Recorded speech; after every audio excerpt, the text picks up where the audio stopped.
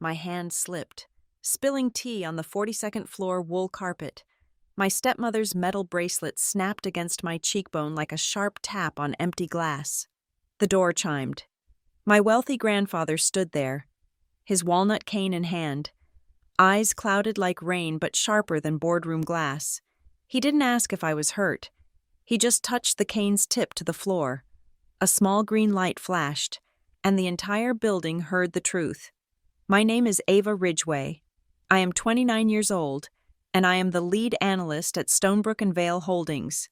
On paper, it's a title of prestige. In reality, it means I am the keeper of secrets I'm not supposed to understand, the polisher of numbers that refuse to shine. I exist in the sterile, pressurized air of the 42nd floor, a ghost in a glass machine. The clock on my monitor read 10:17 p.m. 16 hours had passed since I'd scanned my entry badge. 16 hours of staring at quarterly forecasts that felt fundamentally wrong. The caffeine had long since turned toxic, leaving a tremor in my hands that had nothing to do with weakness and everything to do with exhaustion. The Q4 projections were still open, the blue light glare of the screen burning my retinas. I reached for the cup of Earl Grey I'd microwaved an hour ago. The ceramic was still too hot. I tried to set it on the narrow edge of the glass desk, a surface as cold and unforgiving as the woman sitting opposite me. My hand shook, a single, violent twitch. The cup tipped. The hot brown liquid spilled, fanning across the immaculate, cream-colored wool carpet. It was a stain, a visible error.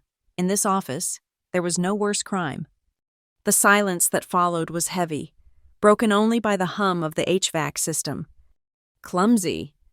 The word came from my stepmother, Marla Ridgway, the CFO. She didn't look up from her own screen.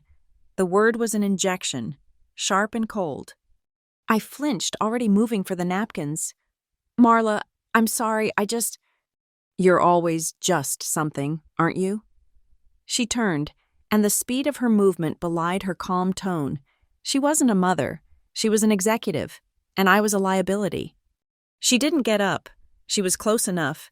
She struck, not with her palm, but with the back of her hand. It was a calculated, economical motion. The heavy gold link bracelet she always wore, a piece that had belonged to my mother, connected with my cheekbone. The sound was sharp, a metallic thwack, that like the sharp tap on an empty glass. The pain was immediate, a deep, ringing ache, metal on bone. I tasted copper. I stumbled backward, my hand flying to my face. My back hit the cold glass wall of the office, the one that separated the executive suite from the analyst pit. The vinyl lettering pressed into my shoulder blades, reversed and invisible to me, but a clear message to the world outside. Stonebrook & Vale, floor 42. I was trapped, a specimen in a jar, and the entire city of Grayford was watching.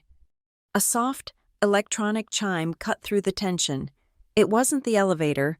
It was the private intercom for the suite, the one reserved for the board and the family. Marla's face tightened. The rage was instantly masked by irritation. What now? The heavy glass door slid open with a pneumatic hiss. He stood in the entryway, framed by the dark hallway. Harlan Ridgway, my grandfather. He looked like a relic from another era. His charcoal Savile Row suit perfectly tailored, his silver hair immaculate. He held his walnut cane, not like a crutch, but like a scepter. It was polished to such a high sheen it looked wet under the LED downlights. He was supposed to be in Bermuda. His eyes, the color of winter fog, moved with deliberate slowness. They scanned the room. Marla, rigid at her desk, the dark, spreading stain on the carpet. Then, they found me. He didn't gasp. He didn't rush forward. He just looked, his gaze locked onto my cheek, where the red imprint of the bracelet was already darkening, blooming over the faint, yellowish shadow of a bruise from last month. He saw the pattern. The silence in the room became absolute. It stretched, pulling taut. I couldn't breathe. Marla, ever the politician, composed herself. Harlan, what a surprise. We weren't expecting you. Ava was just... Cleaning up a mess before she left? Harlan didn't look at her. His eyes remained fixed on me. He seemed to be counting, processing. Then he lifted the cane. It was a small movement, just an inch off the marble floor. He brought the steel tip down. Click. It wasn't loud, but in the silence, it sounded like a gavel. I saw it then, a tiny pinprick of green light that flashed once on the silver inlaid handle, right below his grip. I'd seen him tap that cane 100 times in the last 6 months, always dismissing it as a new quirk, a sign of his supposed fading memory. A static crackle filled the air. It wasn't from a phone. It came from the ceiling, from the building's public address system. Then, a voice, Marla's voice, blasted through the 42nd floor. It wasn't her composed, public voice. It was a cold, venomous whisper, synthesized and amplified. Don't be stupid. Ava, you have no leverage. No one will believe you. My blood turned to ice. That was from last week. In the Glass A boardroom, right after she'd ordered me to backdate the revenue reports. The cameras had accidentally been offline for maintenance. I thought we were alone. I thought no one would ever hear it. Outside the glass walls, in the main analyst pit, the world stopped. The rhythmic, frantic clack, clack, clack of 24 mechanical keyboards ceased simultaneously. 100 fingers froze. I could see the security desk down the hall. The guard, usually slumped over a novel, snapped upright. His head whipped toward our office, eyes wide. The elevator bank dinged. The center car slid open. A junior VP, phone pressed to his ear, started to step out. He heard the voice, stopped mid-stride, and looked around in confusion. He took one look at the frozen office pit, then physically stepped backward into the elevator. The doors slid shut, sealing him in. The entire 42nd floor was holding its breath, listening to the private, rotten core of the company broadcast for all to hear. I looked at my grandfather, the man who'd spent the last year pretending to be frail, asking me to repeat myself, losing his train of thought during board meetings. The man Marla had dismissed as a senile figurehead. It was a lie, all of it. He hadn't been fading. He had been fishing. I looked at Marla. The blood drained from her face, her meticulously applied makeup, the mask of the powerful CFO, looked like a cracked porcelain shell. She was pale, sickly. She didn't look at Harlan. She didn't look at me. Her eyes darted past my grandfather, down the hall, toward the security station and the server room beyond it. She, better than anyone, knew where the building's central controls were. Her mouth opened, but no sound came out. She tried again. It wasn't a shout. It was a desperate, strangled whisper, lost in the vast office but screaming in the space between us. Turn it off. Turn it off. But the speakers crackled again, indifferent to her panic. A new recording started. Her voice again, this time laced with smug confidence. Push the numbers from Q1. We'll book the revenue now and deal with the SEC apologies later. They're too slow, and they're too stupid. Marla's eyes finally snapped to mine. The anger, the irritation, the casual cruelty.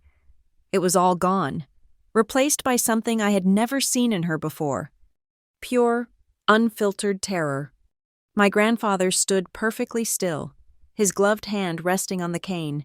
He was an auditor, a judge, and an executioner, all standing in our doorway. He just watched, his expression unreadable, as the empire his son had built, and his son's wife had systematically corrupted, began to testify against itself. He turned his head, just slightly, to me. His voice was quiet, but it carried, "Ava, pick up the teacup." It wasn't a suggestion. It wasn't a request. It was the first order of a new war. The Stonebrook and Vale Tower isn't just a building. It's a central nervous system. 52 stories of smoked glass and reinforced steel, all wrapped around a fiber-optic spine that hums with data. It sees everything. It hears everything. We all knew it. The brushed aluminum ceiling panels, which the architects praised for their clean aesthetic, are perforated for the zoned sound system. Every tile in the executive suites hides a high-sensitivity microphone. Every brushed nickel light fixture conceals a high-definition camera. It is a panopticon designed for total operational awareness, which Marla championed as the future of corporate efficiency. Efficiency is just a polite word for surveillance. Marla loved this system. She used it to monitor keystrokes, listen to break room chatter, and track how long analysts spent in the restroom. She lived by the data it fed her, but the system, like any good employee, knew who signed its checks. It had one convenient, recurring flaw. It always seemed to lose signal when Marla needed privacy. I remembered last month, vividly, the Glass A boardroom, the only room on the 42nd floor that was fully opaque, soundproof to withstand a hurricane. The red recording light was off. "A system glitch. Ava," Marla had said, her voice smooth as chilled vodka. The cameras were down for a patch. She pushed the doctored financial summary across the mahogany table. "Just sign off. We need to close the quarter." I'd argued. I pointed out the discrepancies, the revenue booked from contracts that hadn't even been signed. She'd leaned in, her expensive perfume suffocating me. "You're an analyst. Ava, you analyze what I give you. Don't build a narrative I haven't approved." I had signed. The signal came back on exactly 2 minutes after I left the room.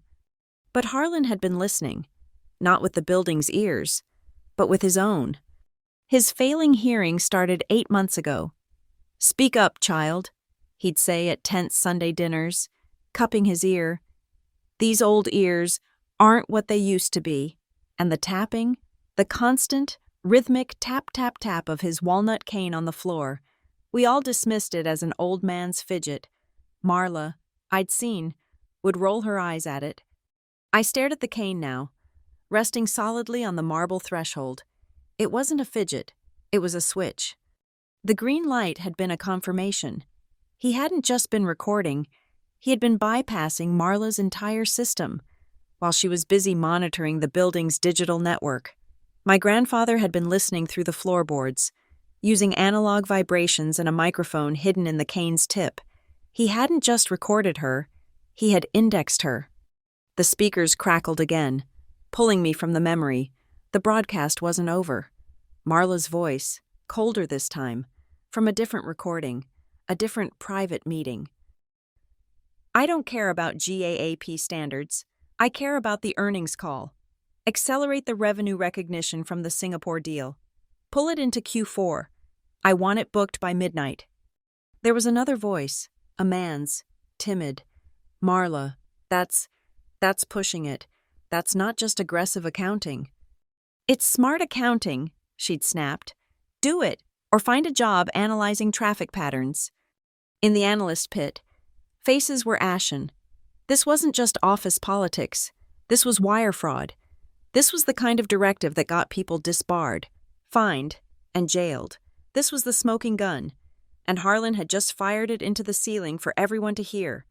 I remembered another family dinner. 2, maybe 3 months ago. It was a tense, awful affair in Harlan's penthouse, high above the city. He'd been studying the corporate charter, a massive leather-bound book thick as a dictionary. He looked up, his eyes seemingly unfocused, cloudy. "Marla," he'd asked, his voice soft, "do you recall the emergency bylaws? Section 14? The integrity clause?" Marla had laughed, a short, sharp sound, like ice cracking in a glass. "Harlan, dear, don't trouble your head with that. It's boilerplate, a relic. It hasn't been relevant since the dot-com bust."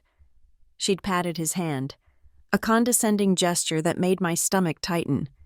"Leave the operations to me. Have more wine." He hadn't been asking for information. He had been issuing a formal warning. My desktop monitor flashed, pulling my attention. The internal messaging system, S&V Connect, was exploding. A new channel had just been created by someone in IT. Floor 42, incident. IT support, Mike L. "Who the hell has pay control? Shut it down. Shut it down now." IT admin, Sarah Chen. No, wait. The prompt said, "No Chen." Let's fix that. Sarah K. Who the hell has pay control? Shut it down. Shut it down now. IT admin, Sarah K. I can't. The command isn't local. It's coming from the top-level admin account. Hardline access. IT support, Mike L. Whose, Marla's? IT admin, Sarah K. No, the system log shows H. Ridgway, Chairman Emeritus. It's locked. Override status. Integrity 1. I'm locked out. IT support, Mike L. What the hell is Integrity 1? Simultaneously, the security guard at the desk down the hall was speaking frantically into his radio. Yes, sir, I hear it. No, sir, I can't. But he listened, his spine straightening. He looked toward our office, his eyes wide, not at Marla, but at Harlan. A new command appeared on the guard's monitor. I could read the header from here, in bold, red letters. Alert, lockdown, executive review, initiated by H. Ridgway. The effect was instantaneous. A low electronic thrum vibrated through the floor. A red light began to flash above the elevator bank. Previously, a placid green. Clack thud. Heavy magnetic locks engaged on the main doors to the stairwell. The sound was final, like a vault door closing. Hiss, clack. The heavy soundproof glass doors to the Glass A boardroom, 10 feet away from us, slid shut and locked. The main floor was now sealed. An automated, dispassionate voice, the one usually reserved for fire drills, took over the PA system. It was calm, chilling. An executive review is in progress. All employees on floor 42 are required to remain at their desks. Do not attempt to use the elevators or stairwells. All external network access is temporarily suspended. This is not a drill. The building had turned into a cage, and Marla was in it with us. She made a choked, gasping sound. She finally looked away from the security desk and stared at Harlan. Her face was a mask of disbelief and pure, unadulterated rage. You, she hissed, you senile old fool. You're destroying the company. This is proprietary information. You're violating SEC regulations. On the contrary, Marla. Harlan's voice was quiet, yet it cut through the lingering hum of the lockdown. I am enforcing them. I'm lancing the infection before it kills the host. Marla's hands, the same hands that were so steady when signing off on billion-dollar deals, were shaking violently. She looked down at her own wrist, at the heavy, intricate gold bracelet. My mother's bracelet. She fumbled with the clasp, her fingers suddenly clumsy, uncooperative. She was trying to take it off. She was trying to hide the weapon. Stop this! Harlan! Stop it now! She snarled, yanking at the clasp. It snapped open, and she pulled the heavy gold links away from her arm as if the metal had suddenly become radioactive. I saw it clearly then, under the harsh LED spotlight of her desk, a tiny, dark red smear on the sharp, rectangular edge of one of the gold links. It was my blood. The sight of it, it burned away the fog of shock. It crystallized everything. Marla looked at the blood on the bracelet, her eyes widening with a new, more primitive kind of panic. This wasn't corporate fraud. This wasn't an abstract financial crime that lawyers could argue about for months. This was physical. This was immediate. This was evidence. I slowly lifted my hand, my fingers brushing the split skin on my cheek. The skin was already hot, and the swelling was making my left eye narrow. It throbbed, a dull, heavy beat that matched the thud of the maglocks. But for the first time in 5 years, I wasn't hunched over. I wasn't cowering against the glass wall, trying to make myself smaller. I stood up straight. I took a step away from the wall, into the center of the room, into the light. The building, this cold, sterile machine of surveillance that Marla had used as a weapon against me, against everyone. It was finally listening to the right person. The cameras were recording. The microphones were active. The logs were tracking every microsecond of this. The building wasn't Marla's ally. It was my witness, in the Ridgway family. Relative, is a term of proximity to the company's assets. Love is a liability. Family is just another word for the board of directors. We are not a family. We are a holding company that happens to share a bloodline, and our dinners are shareholder meetings. I was born into this, but Marla was an acquisition.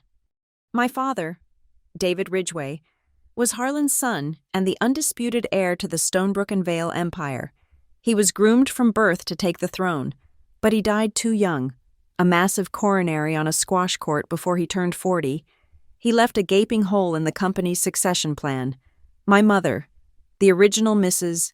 Ridgway, followed him 2 years later, fading away from what the doctors called grief, and I called a profound exhaustion from trying to breathe the toxic air of the 42nd floor. This left a power vacuum, and Marla, who had been a ruthlessly ambitious VP in my father's mergers and acquisitions division, saw her opening. She wasn't my father's wife. She had been his rival, his protégé, and, for a brief time, his affair. When he died, she was left with ambition and a nameplate, but no clear path to the top. So she executed the most brilliant and grotesque, hostile takeover of her career. She didn't weep at the funeral. She networked. She didn't mourn. She calculated. She bypassed my father, my mother, and all the sentimental protocols of grief. She went straight for the patriarch. It was an arrangement of grotesque corporate poetry. It was a paper-only maneuver, a bizarre legal fiction that installed her as Harlan's official daughter-in-law, Doe, as the original, archaic family trust documents phrased it, in a nod to the past. It was an ironic power marriage that bypassed love and humanity and went straight for the vesting clause. It secured her place, her name, and her power. She became Marla Ridgway by default. She became my stepmother, as she was now the ranking female of the Ridgway line. And with that name, she claimed her price, Chief Financial Officer of Stonebrook and Vale. On paper, she was the daughter-in-law. In reality, she was the CFO, the keeper of the vault. She was, more accurately, the keeper of the board's silence. Marla knew where every skeleton was buried because she had personally signed the invoices for the shovels.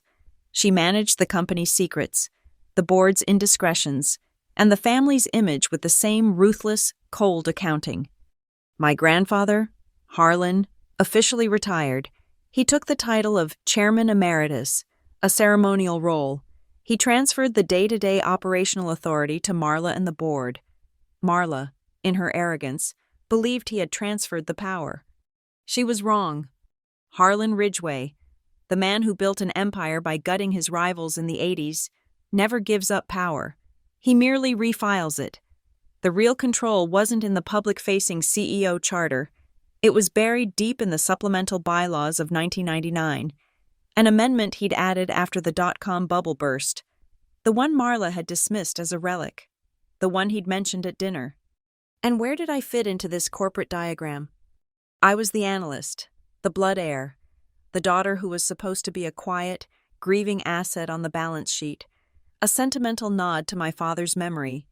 I was given the lead analyst role, a position with a fancy title but no real authority. I was close enough to the data to be useful, but too far from the boardroom to be a threat. That was Marla's second and most critical miscalculation. My job was to run the numbers, all of them, and I saw everything. They weren't glaring errors, they were subtle. Adjustments, she called them, recategorizations, timeline optimizations. A major capital expenditure moved from Q3 to Q4 to artificially inflate the quarter's performance. Revenue from a Hong Kong deal recognized 3 weeks before the contract was actually signed. Small fires, set just far enough apart that no one would see the pattern of arson. But I saw it. The first time I questioned it, I brought a file to her office. I pointed to a discrepancy, a rounding error, that just happened to mask a 7-figure loss. Marla didn't look at the file. She looked at me. There was no shouting, just cold, lethal disappointment. "Ava," she'd said, her voice soft as surgical steel, "your job is to analyze the data, not to question it, Don't burn your entire career over a single spreadsheet. She tapped the file. Fix it, and don't make this a problem again. The threats were always soft. Your father was a team player, Ava. He understood the big picture. Don't disappoint his memory. Or, a mark of a good analyst is knowing which details matter and which are just noise. This is noise. Our family dinners, held once a month at Harlan's penthouse under suffocating crystal chandeliers, became shareholder meetings. They were performative, tense. The main course was rumors about our competitors. The dessert was thinly veiled warnings about our own performance. Marla would report to Harlan on the family's financial health, and I was expected to present my findings, which meant agreeing with her public projections. I learned to nod. I learned to smile. I learned to say, the numbers are tracking as expected, Marla. But an analyst analyzes. It's not a job. It's a compulsion. I couldn't stop. So I started a file. It wasn't on the company server. It was on my personal partition, buried 5 folders deep, encrypted, and masked as a driver update log. I named it Pinecone. The name was my only sentimentality. It was named for the massive, ancient pine tree that had stood outside my childhood bedroom window.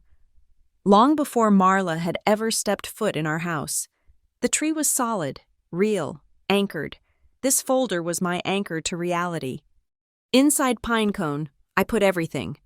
Every doctored spreadsheet, with the original pre-adjustment file saved alongside it, every email chain that abruptly stopped when I asked the wrong question, every server log from the glitches in the Glass A boardroom, copies of the backdated contracts I was forced to process, scans of my personal calendar, where I'd started to discreetly note the dates and times of her threats.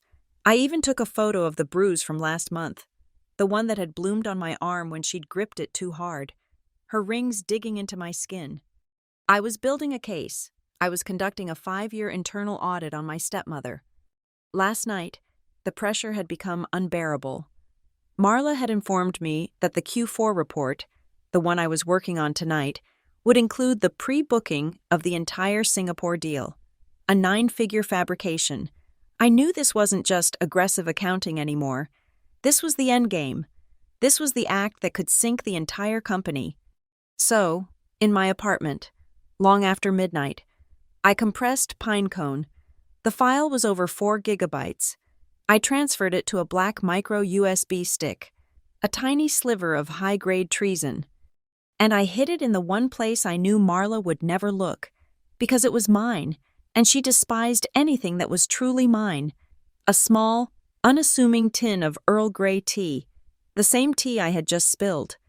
When I had walked into the office tonight, my hand clutching the tin, Marla had sneered. You look stressed. Ava, make us some tea. You're spilling your anxiety everywhere. It was an order, a power play, a reminder that I was there to serve. As I fumbled with the lid, my hands shaking, my grandfather had entered. I froze, holding the tea tin. Harlan had walked past me, his movements slow and deliberate. His cloudy, supposedly senile eyes had flicked down to the tin in my hand. Just for a second. He'd seen it. He'd recognized it from my apartment. And he had nodded, a tiny, almost imperceptible dip of his chin. It wasn't a greeting, it was an acknowledgement. He wasn't here by chance. He had been waiting for this. He had been waiting for me to bring Pinecone. The spilled tea, the slap, that was just the catalyst. The plan was already in motion. I looked at Marla, her face white with panic as the lockdown alarms hummed around us. She thought she was teaching me silence. She thought her threats and her casual, metal-on-bone cruelty were breaking me, turning me into a compliant, silent asset, just like my father. She was wrong. She wasn't teaching me to be quiet. She was teaching me to build a case. She wasn't teaching me silence. She was teaching me to document. The lockdown alarms faded, leaving a heavy, humming silence that was worse than the noise. The air was thick with static and unsaid words. A sharp electronic bzzzt cut through the room, the intercom. A hesitant voice, thin and reedy, came from the ceiling. Floor 42 command. This is Human Resources. David Portner. We registered a level 1 security alert and the public address system. Is an incident report required? I looked at my grandfather. His face was carved from shadow and resolve. Mandatory, Mr. Portner. Harlan's voice was steel. It carried with the full authority of his name. Send a representative to the 42nd floor main boardroom. Effective immediately. You are a required party to an executive review. Bzz. Sir, I don't... Before Portner could stammer out an objection, another line clicked, a different voice, sharp, precise, and instantly recognizable, took over the speaker. This wasn't a nervous HR rep. This was power. Harlan, this is Quinn Arlo in legal. What in God's name is happening? My entire terminal just lit up with an Integrity 1 override, and I'm locked out of the CFO's servers. Quinn, good. You're on the public address, Harlan said, his tone conversational, as if discussing the weather. You're also on speaker with our external auditors from Deloitte, who I believe are still in conference room 3 down the hall. They are, like all of us, currently part of this executive review. A choked sound came from Marla.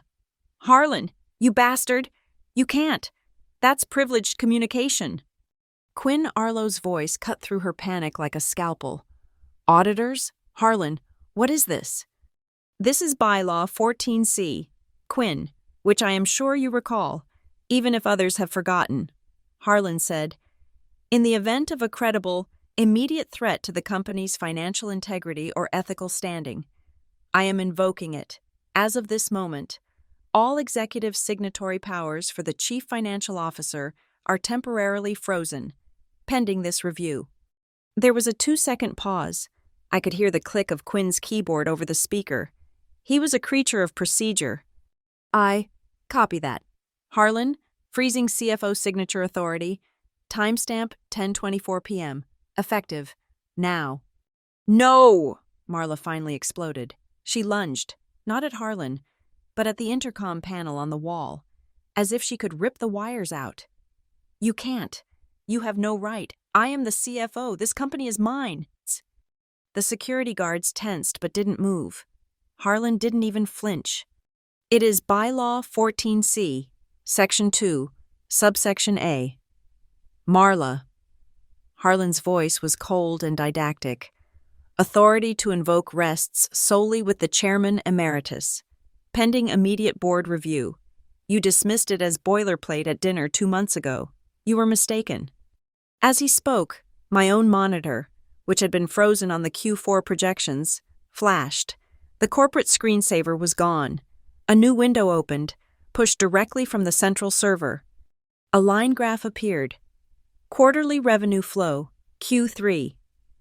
It was a dull, predictable wave of blue, tracking with projections, until the final data point, the last 48 hours of the quarter, the line shot up.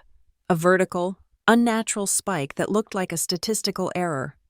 That, my grandfather's voice rumbled, now amplified through the PA system for the entire floor, the auditors, and legal to hear, is the accelerated revenue from the Singapore deal, booked at 11:58 p.m. on the final day of Q3.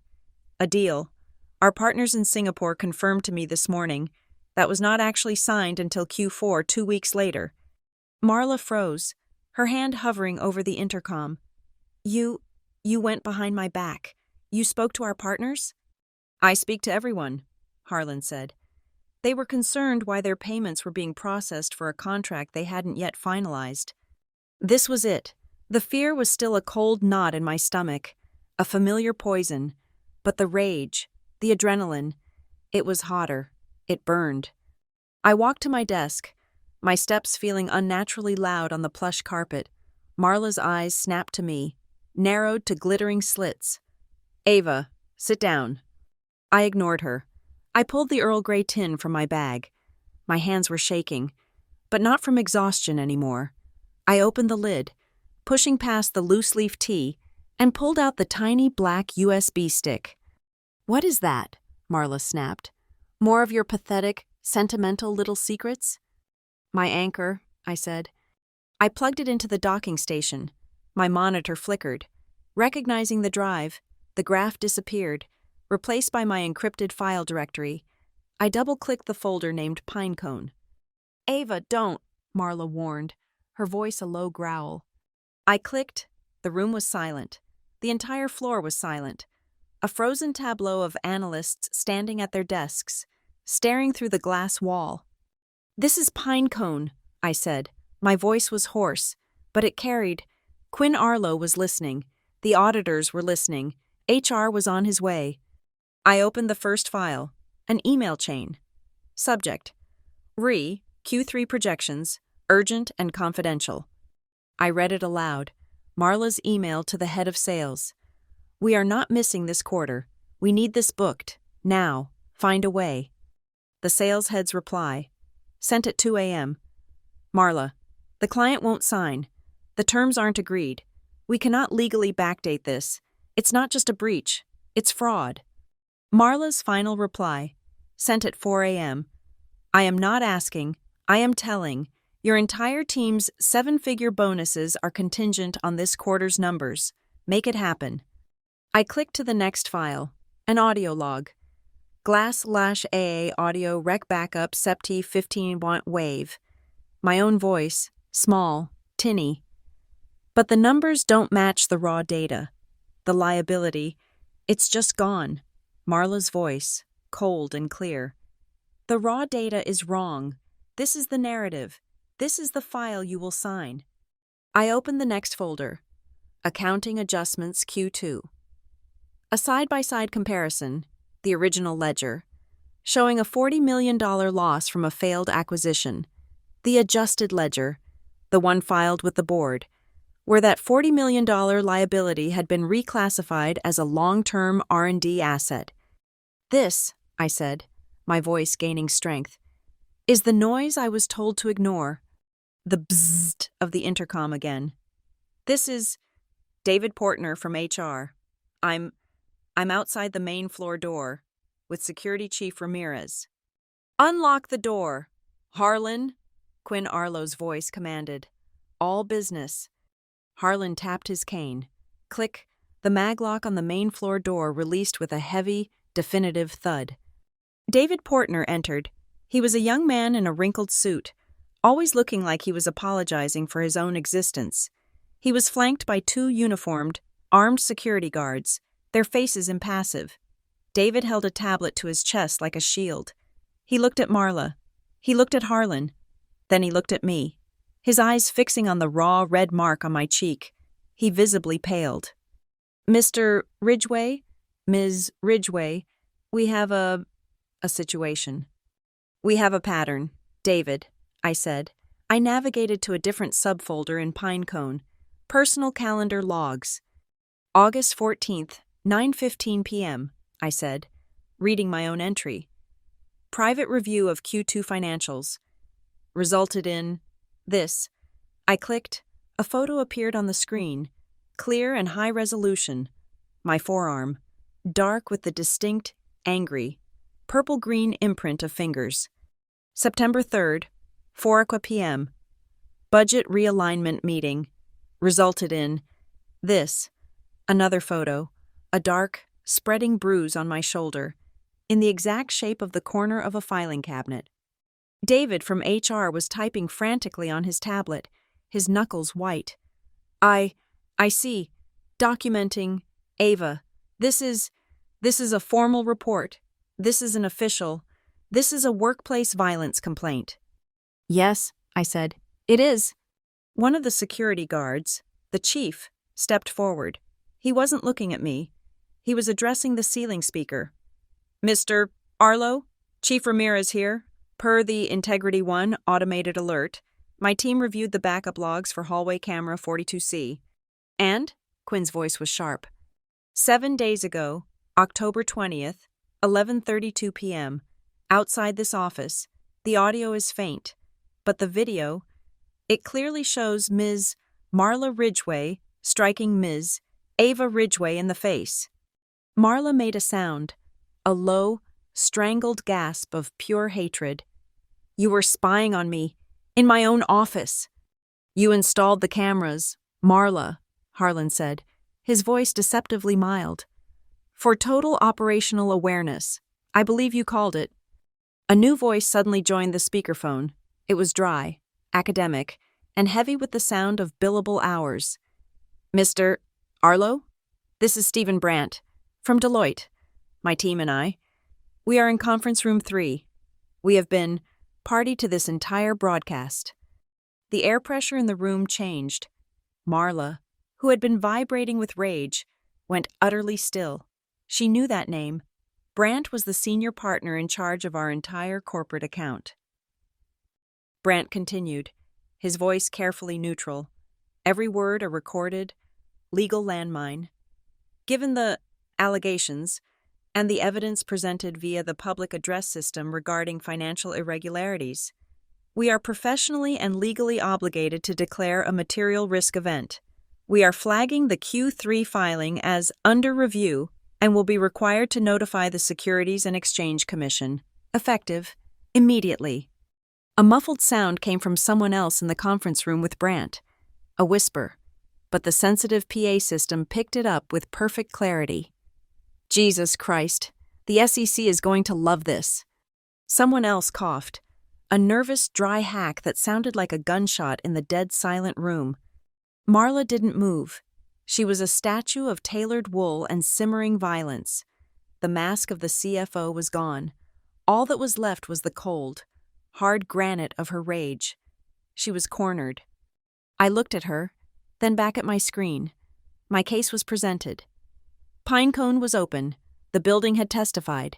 Legal had listened. HR had seen the proof. The auditors were already drafting the letter. I placed my hands on the edge of my glass desk. The surface was cold, anchoring. I gripped it, hard, my knuckles turning white, trying to stop my own shaking. My heart was pounding, a frantic, trapped bird in my chest. It was so loud I was afraid the microphones would pick it up. Ping. An email notification popped up in the corner of my screen. It was from Quinn Arlo. It was addressed to me, to Harlan, and to the entire board of directors. Subject: urgent. Invocation of bylaw, 14C. Immediate board review. My heartbeat seemed to sync with the steady, rhythmic ping, ping, ping of new emails flooding my inbox. Calendar invites. Emergency board meeting, 10:30 p.m. Automated memos. Notice of executive suspension. The machine was working. The procedure had been triggered, and it was moving with a brutal, automated efficiency that Marla herself had designed. She was no longer the operator. She was just grist in the mill. Marla's eyes, those sharp, calculating CFO eyes, were no longer processing data. They were scanning for an exit. They found none. The security guards at the door, the HR rep inside the room, the locked-down floor. She was packaged. You, she finally breathed, her voice a low, toxic hiss. She wasn't speaking to the auditors on the line, or to legal.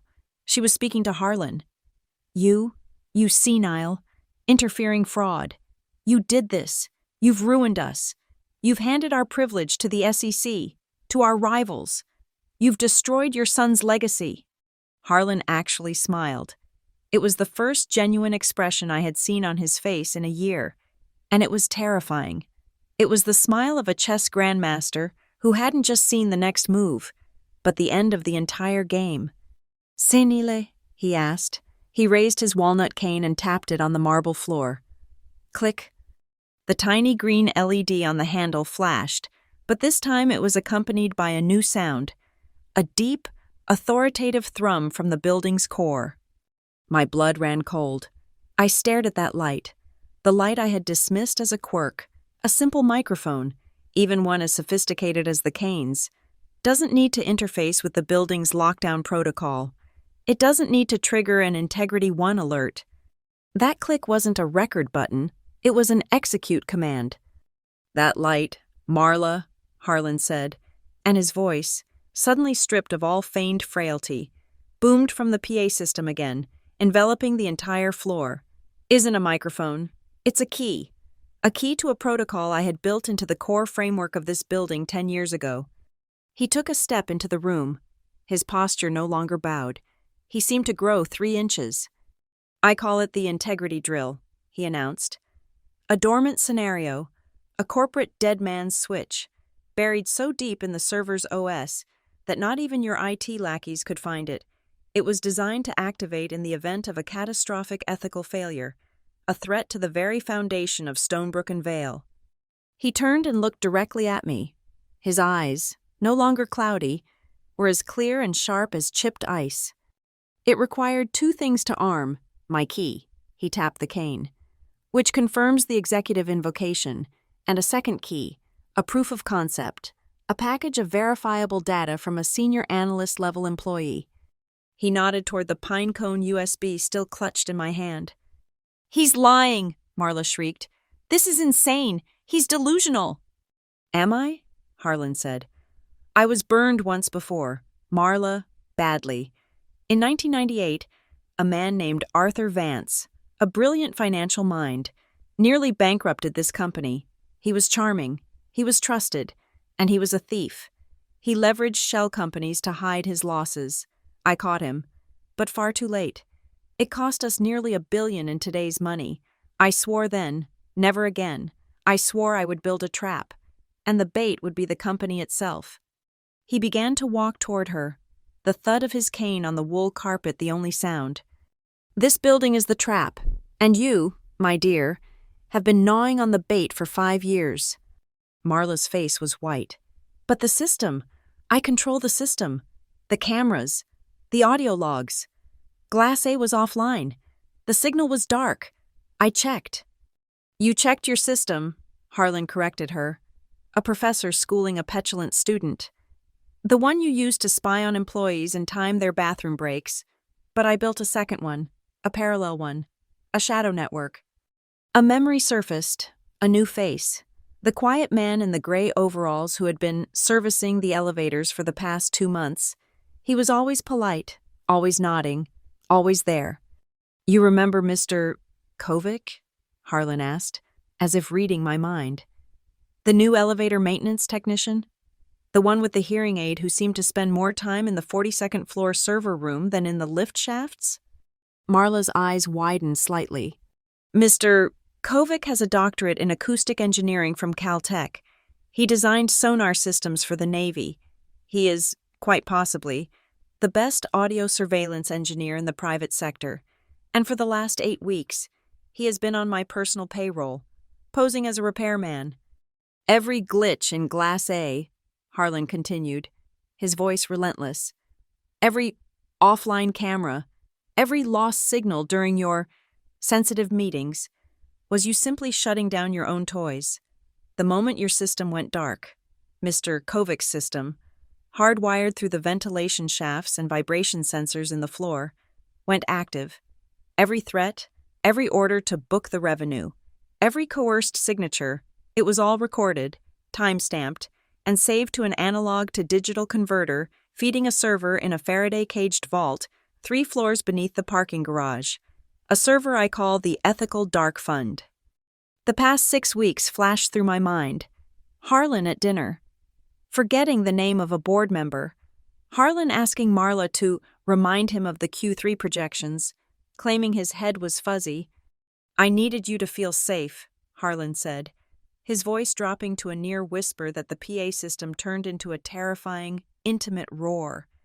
"I needed you to believe I was a feeble old man. I needed you to become overconfident, to get loud. I gave you rope, Marla, and you have used every single inch to weave your own noose." I looked from Harlan to the USB in my hand. Pinecone. My God. He wasn't just watching me. He was trusting me. He knew I was compiling evidence. He saw her breaking me down, and he was waiting. He wasn't waiting to save me. He was waiting for me to be ready, to be done. He was waiting for me to bring the second key. He had the audio. He had the what. He needed my pinecone to provide the how, the spreadsheets, the emails, the digital proof of the crime itself. We were a 2-part authentication. Marla's face contorted, the mask of civilization shattering, revealing the pure, primal rage beneath. You would destroy this company? Your son's legacy? Your own name? Just to settle a score with me? Destroy it?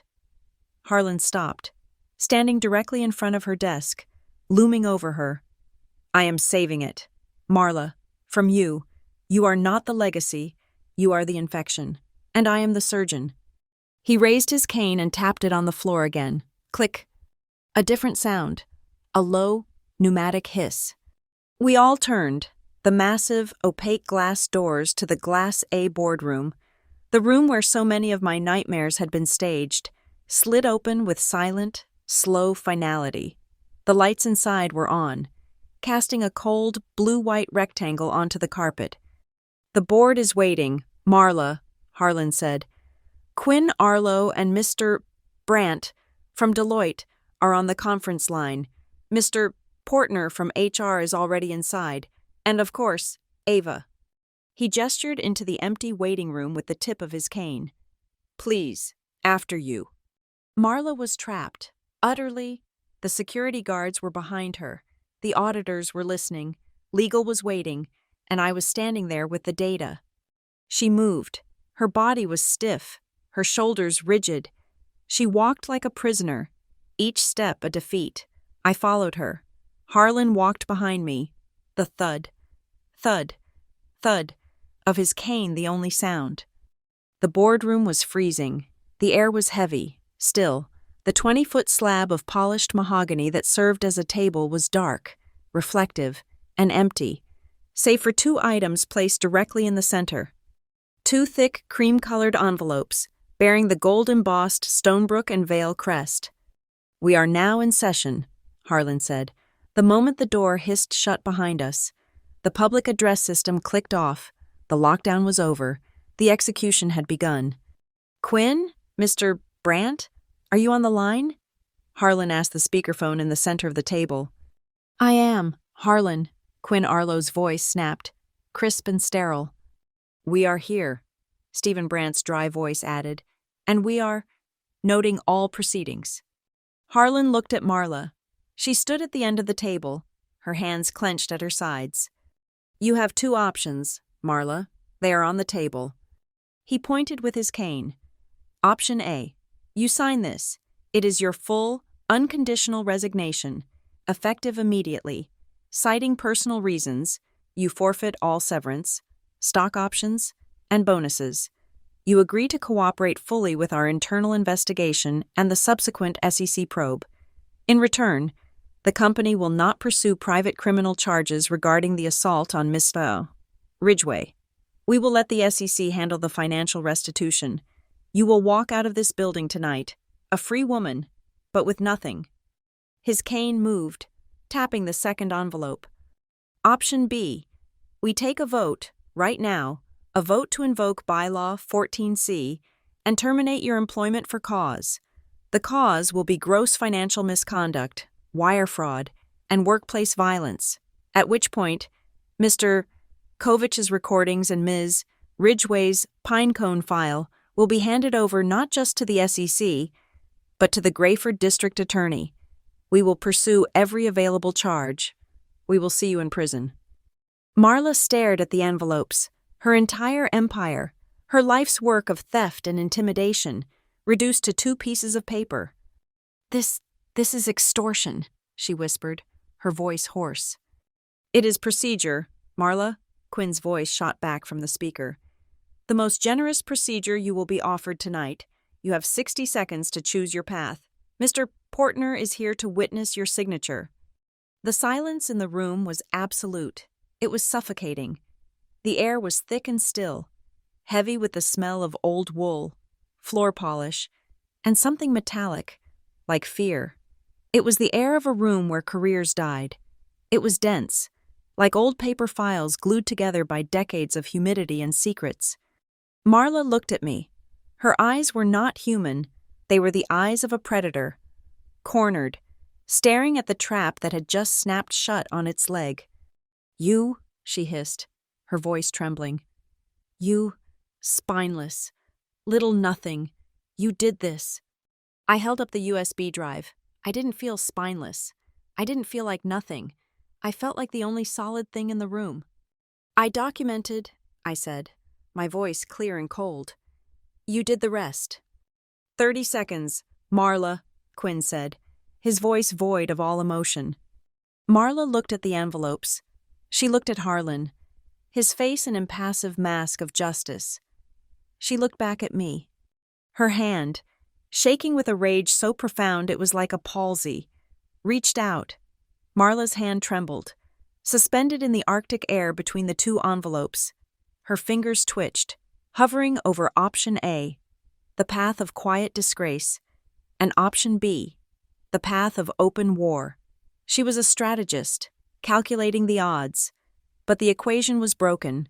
There were no good moves left. 10 seconds, Marla, Quinn Arlo's voice said from the speakerphone, a sterile countdown to oblivion. She didn't move. She couldn't. To sign option A was to admit defeat. To choose option B was to guarantee annihilation. Her entire life, her entire identity, was built on the premise that she never lost. Time's up, Quinn stated. As if summoned by the words, the heavy Glass A boardroom door hissed open again. This wasn't a request. It was a summons. 4 figures entered. They were the rest of the puzzle. They looked grim, exhausted, and cold, as if they'd been pulled from their beds, which they had. Acting chair. Mark Markham, a man whose face looked like a ledger of anxieties. The 2 independent directors, Dr. Aris, a sharp-eyed academic who specialized in corporate ethics, and a woman named Ms. Vance, who ran a private equity firm and was known for her brutal, unsentimental precision. And finally, Mr. Cole, a younger man representing the employees' pension fund, his face pale with shock. They didn't look at me or Harlan. They looked at Marla. The air, already thick with tension, became pressurized. The only sound was the scrape of heavy chairs as the board members took their seats around the dark, reflective mahogany. The cold, blue-white light from the recessed fixtures glinted off the polished wood, making the table look like a sheet of ice. There were no corners to hide in. This room was a tribunal. Marla, seeing her last chance to control the narrative, shifted. She slid into the chair at the head of the table, the one with the direct interface to the main monitors. It was a muscle memory, an instinct. She was the CFO. She ran the meetings. "This is an outrage," she began, her voice shaking but regaining its familiar, imperious tone. "Harlan has triggered a false alarm. He's senile. This is a corporate coup, and—" "This is not your meeting, Marla." I said it. The words were out before I'd even thought them. I didn't sit. I walked to the head of the table, opposite her. I took the pine cone USB from my pocket. I didn't ask for permission. I slotted it into the console. Marla's eyes widened. "Get away from there! That is company property!" "It is," I agreed, my voice cold. "It's the evidence." The main 80-inch screen flickered. The Stonebrook and Vale logo dissolved. It was replaced by the first slide from Pinecone. It wasn't a spreadsheet. It was a flowchart, a simple, devastating diagram of our cash flow. I'd designed it myself. "The boomerang," I said, pointing. "Here is the $40 million liability from the failed acquisition. Here it is, wired from our main account to a shell company in the Cayman Islands. An entity I traced back to a holding company owned by—" I paused. "By Marla. And here," my finger traced the second arc, "is that same $40 million returning 3 weeks later, routed through 3 different banks and booked as new revenue from the Singapore deal. A boomerang of dirty money, washed and returned to illegally inflate our quarterly earnings." Mr. Cole, from the pension fund, made a sharp, sick sound. Ms. Vance just stared, her face granite. "That's a lie. A fabrication," Marla shouted, fumbling for the console. I was faster. Click, the next slide. It was the email. "No one will believe you. Don't be stupid. Ava." "This threat," I said, my voice resonating in the dead silent room, "was sent from Marla's workstation at 11:03 p.m. on September 15th. the exact moment the Glass A security cameras were offline for maintenance. Mr. Kovich's parallel audio system recorded the verbal threat. The shadow server logged the email, the keystroke data, the IP address, the font's digital fingerprint. It's all a perfect match. It is irrefutable. Dr. Aris, the ethics academic, leaned forward. His voice was soft, surgical. Harlan, Quinn, this is a clear financial crime, but the Integrity 1 alert, it mentioned a Level 1 physical threat, a workplace violence component. Is there tangible proof of that allegation? Marla laughed, a sharp, ugly sound. Proof? She spilled tea on herself. She's hysterical. She's clumsy and she's vindictive, and she's trying to blame me for her own incompetence. Before I could speak, David Portner, the HR rep who had been standing silently against the wall, stepped forward. His hands were shaking, but his voice was firm. We have proof, Dr. Aris, he said. He looked at the console. Ava, may I? I nodded and stepped aside. He plugged his tablet into the port. The screen changed. The first image? My arm. August 14th, the dark, mottled purple of finger-shaped bruises. The second image? My shoulder. September 3rd, the angry red imprint of a cabinet corner. The third file, a PDF, a medical report from my private physician, dated September 4th.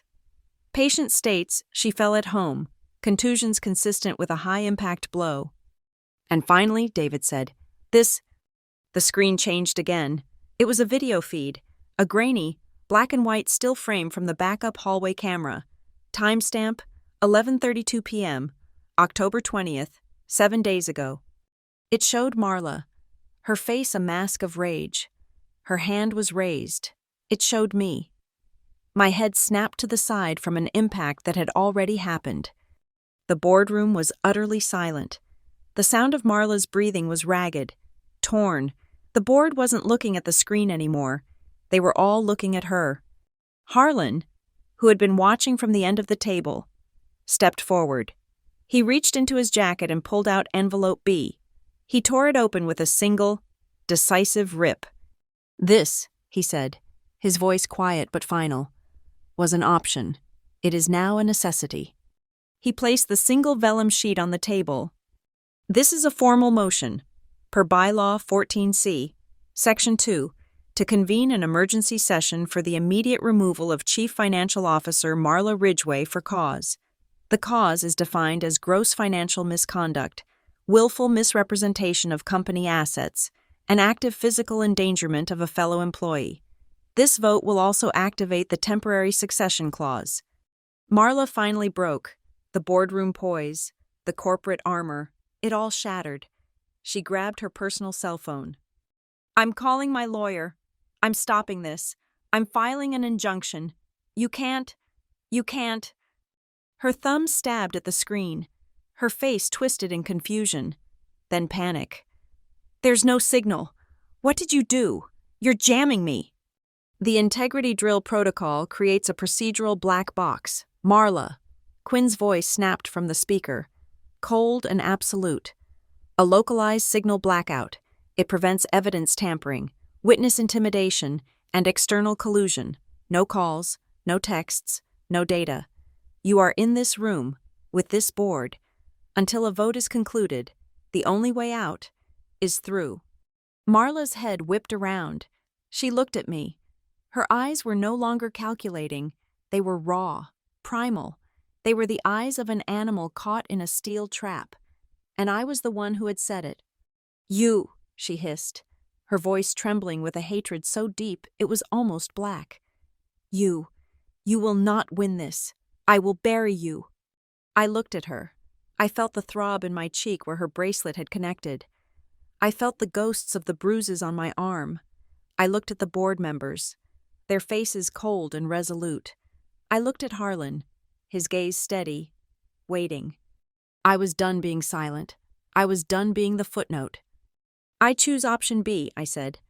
My voice didn't shake. It was low. It was clear. It was the sound of a lock clicking into place. Harlan nodded once.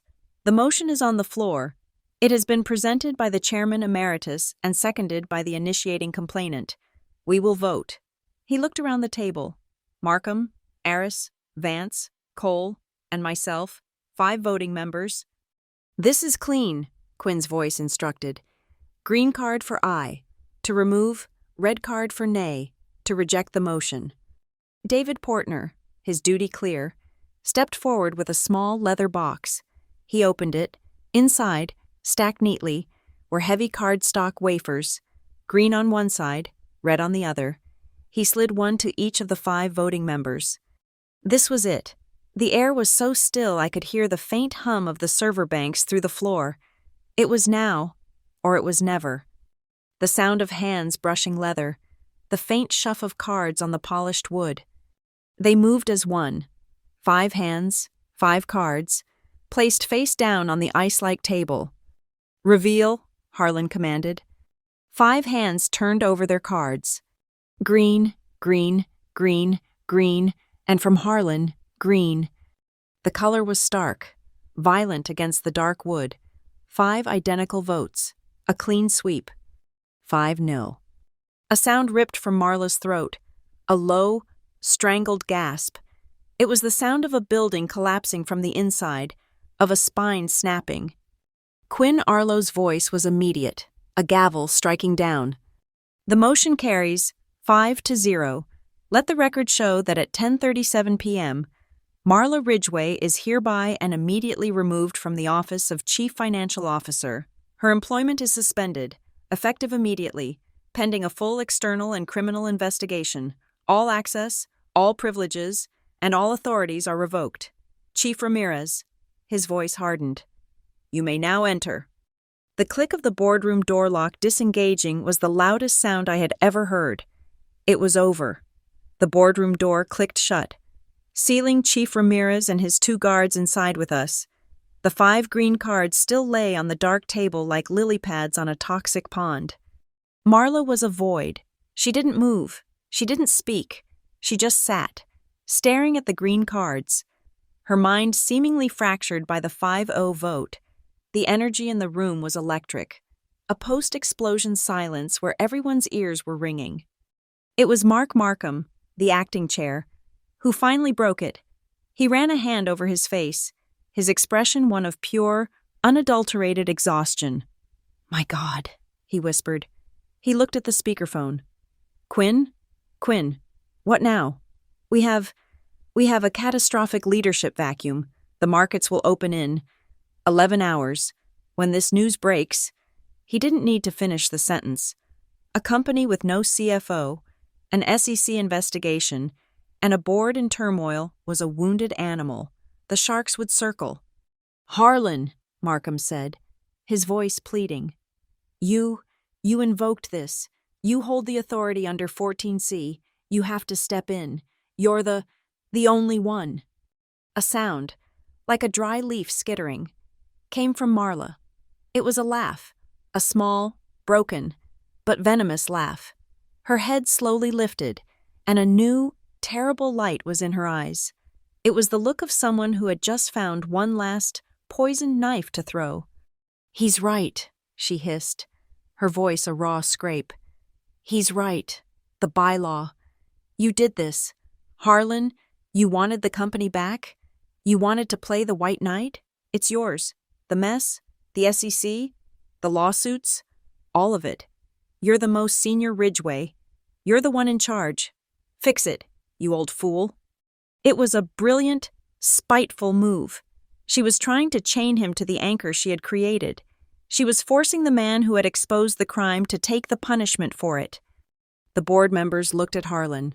He was, after all, the only one who fit the description. But I wasn't done. Pinecone, I said, my voice cutting through Marla's last thread of hope. I turned back to the console. Marla's eyes widened, a flicker of new panic. What now? What more do you have? Just one more file, I said. I exited the evidence folder. I clicked on a different one. Corporate grievance. And inside that, a single PDF. S&V Bylaws, Appendix C, 2002s. The document flashed onto the 80-inch screen. It was a scanned copy, the type faint, the letterhead an older, heavier font. It was the relic Marla had dismissed. "This is the full text of the 2002 supplemental bylaw," I said. I used the console's trackpad to scroll down, past the legalese, to the section Harlan had quoted, Section 14, Integrity Protocol. I highlighted the key phrase, "Marla is correct," I said, and the board tensed. In a crisis of ethics, temporary operational authority transfers to the most senior Ridgway in good standing. Marla's smirk was a raw wound. "See? He's the most senior. It's him. He's—" "You didn't read the whole sentence. Marla," I said. I had read this sentence every night for 6 months. I knew it better than my own name.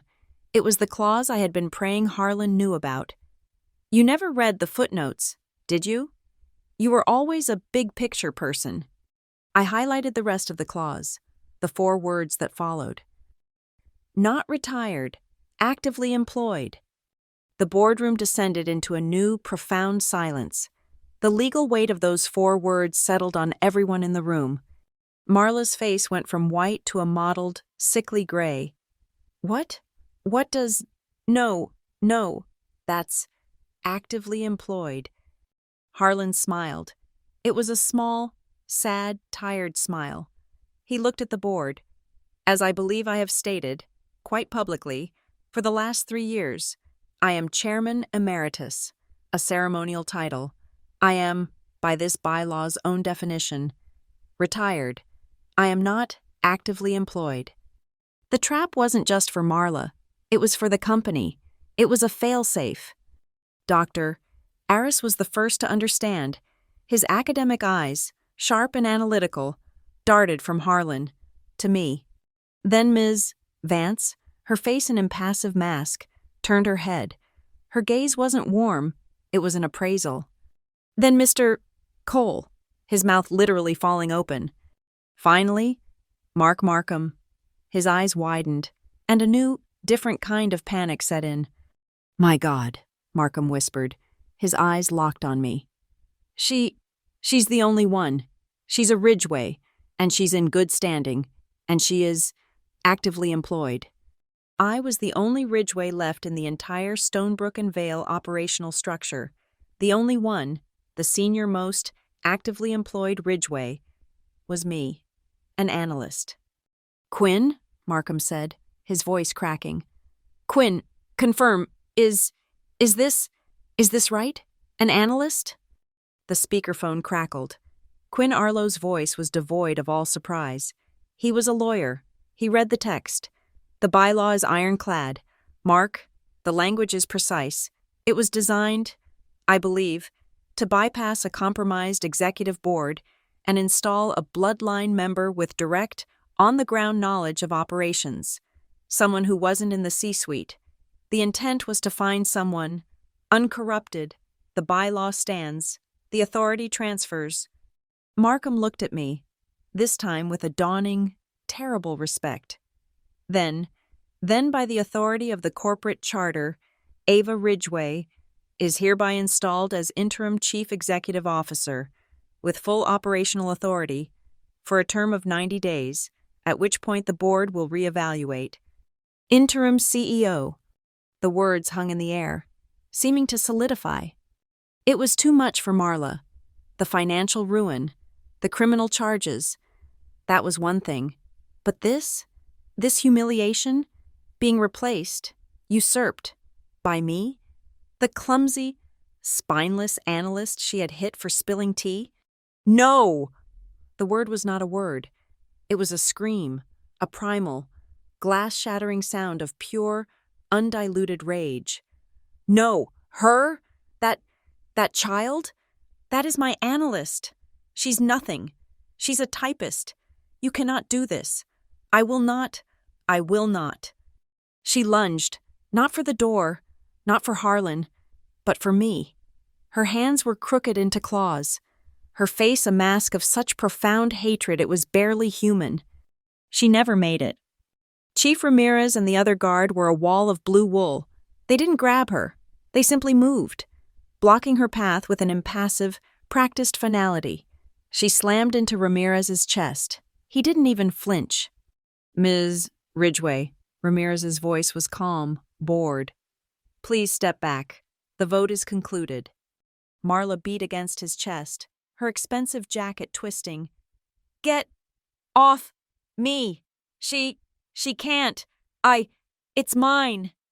"Get her out of here, Chief," Markham ordered, his voice trembling. The guards took her arms, gently, but with immovable force. They began to walk her toward the door. I did not watch. I turned away from her, from the sound of her unraveling, and I looked at David Portner. His HR tablet was still clutched in his hand. "Mr. Portner," I said. My voice was low, and it did not shake. The entire room went quiet, save for Marla's sobs. "I need to sign my first directive." David's eyes widened. He fumbled with the tablet. Ms. Ridgway? Yes, of course. CEO Ridgway. What is it?" I took a breath. I felt the eyes of the board on me. This was the first move. It had to be the right one, not revenge. Triage. "Directive 001, I said, my voice carrying in the cold, still air. "The immediate establishment of a fully anonymous, externally hosted whistleblower channel. I want it live in 1 hour. Publicize it to every employee. I want a full independent audit to begin tomorrow at 8 a.m. Not just Deloitte, a new external forensic team." I looked at the board. "And Directive 002, effective immediately. We are offering temporary legal amnesty and full, binding protection from reprisal for any employee who comes forward voluntarily. Tonight, with information pertaining to the SEC investigation and Ms. Ridgway's financial operations." Ms. Vance, the private equity woman, nodded once, a sharp, approving gesture. This was a language she understood. Cleanup, containment. "Get me the signature line," I said to David. He handed me the tablet and the stylus. I saw the box. It was empty. I signed my name, not the looping, hesitant script of Ava the analyst. It was a sharp, clear, angular signature. "Ava Ridgway, acting CEO." I handed it back. From the end of the table, I heard a sound. It was quiet, definitive. Thud. My grandfather had tapped his walnut cane on the floor. A single, final tap, not a switch, not a key. It was a full stop, the end of a chapter. As the guards opened the door to escort Marla out, a cold draft hit the room. I put my hand to my cheek. The skin was hot, tight, and swelling. It still hurt. But the sting was gone. The sharp, metallic humiliation of the blow. It had vanished. The pain was just a physical fact, a piece of data. It was just a footnote. I realized, with a sudden, chilling clarity, that the feeling in my gut wasn't just adrenaline. It was the feeling of power, the heavy, cold, terrifying weight of it, leaving her body and settling, squarely, onto mine. The boardroom door was still open. The sounds of Marla's final desperate sobs had died, replaced by the mechanical hiss of the ventilation system. She was still being held, her arms gripped firmly by the two guards, her entire body rigid with a defeated toxic rage. She wasn't fighting anymore. She was just vibrating. The board members looked exhausted, shell-shocked. They were staring at me, their new, 29-year-old interim CEO, a woman with a bleeding, swelling cheek and a file full of their company's darkest secrets. The power in the room had not just shifted.